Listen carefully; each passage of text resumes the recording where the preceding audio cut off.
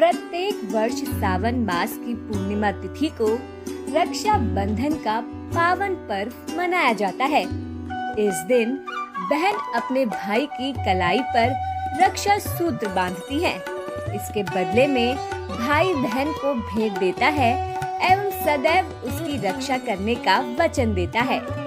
इस साल पूर्णिमा तिथि 21 अगस्त शाम से शुरू होगी और 22 अगस्त को सूर्योदय तक रहेगी। इसलिए रक्षा बंधन का त्योहार 22 अगस्त को मनाया जाएगा।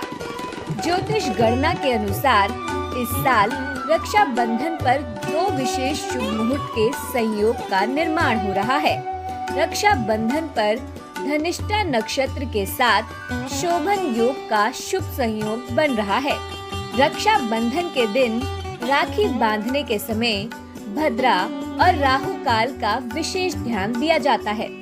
शास्त्रों के अनुसार भद्रा काल में राखी बांधना शुभ नहीं होता है, लेकिन इस बार रक्षा बंधन में भद्रा काल का साया नहीं है, इसलिए लगभग पूरे दिन रक्षा बंधन का पर्व मनाया जाएगा। रक्षा बंधन के त्योहार से जुड़ी बहुत सी मान्यताएं और पौराणिक कथाएं हैं। आइए जानते हैं उनमें से कुछ प्रचलित कथाओं के विषय में। भविष्य पुराण में वर्णित सतयुग की कथा के अनुसार पृथ्वी की रक्षा के लिए देवता और असुरों में 12 साल तक युद्ध चला, लेकिन देवताओं को विजय नहीं मिली। तब देवगुरु बृहस्पति ने इंद्र की पत्नी शची को श्रावण शुक्ल की पूर्णिमा के दिन व्रत रखकर रक्षा सूत्र बनाने के लिए कहा। इंद्राणी ने वह रक्षा सूत्र इंद्र की दाहिनी कलाई में बांधा और फिर देवताओं ने असुरों को पराजित कर विजय हासिल की। भागवत पुराण और विष्णु पुराण में वर्णित त्रेता युग की कथा के अनुसार महाबली नाम के असुर ने तीनों लोकों पर अपना आधिपत्य स्थापित कर लिया था। राजा बलि के इस पराक्रम को देख स्वर्ग के राजा इंद्रदेव घबरा गए और भगवान विष्णु के पास मदद मांगने पहुँचे। इंद्र की प्रार्थना स्वीकार कर भगवान विष्णु ने वामन अवतार धारण किया और राजा बलि से भिक्षा मांगने पहुँच गए। राजा बलि ने उनका आदर सत्कार किया और उनसे दक्षिणा मांगने को कहा। तब वामन रूप में अवतरित भगवान विष्णु ने महाबली से 3 कदम रखने के लिए जगह मांगी, जिसे महाबली ने स्वीकार कर लिया। वामन भगवान ने अपने एक कदम में भूलोक तो दूसरे कदम में आकाश को नाप लिया, लेकिन तीसरे पग के लिए कोई स्थान शेष नहीं बचा। तब महाबली राजा ने वचन को पूरा करने के लिए वामन के समक्ष अपना सिर झुका दिया। वामन के कदम रखते ही महाबली पाताल लोक चले गए। भगवान विष्णु ने राजा बलि के इस दान से प्रसन्न होकर वरदान मांगने को कहा।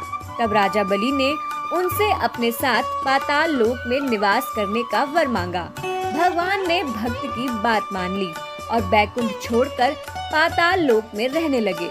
इधर माता लक्ष्मी श्री हरि के चले जाने से बहुत दुखी हुई और उन्होंने एक लीला रची।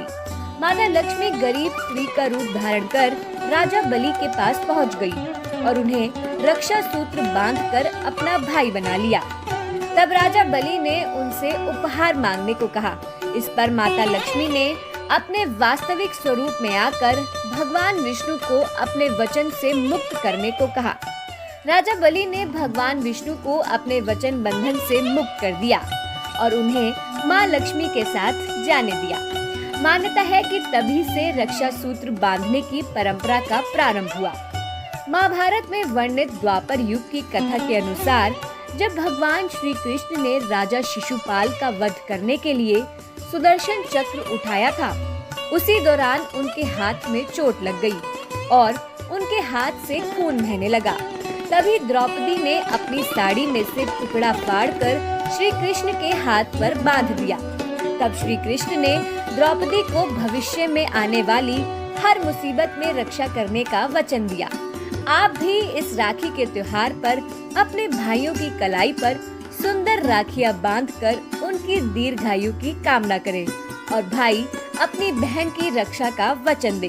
आप सभी को रक्षा बंधन के पावन पर्व की हार्दिक शुभकामनाएं।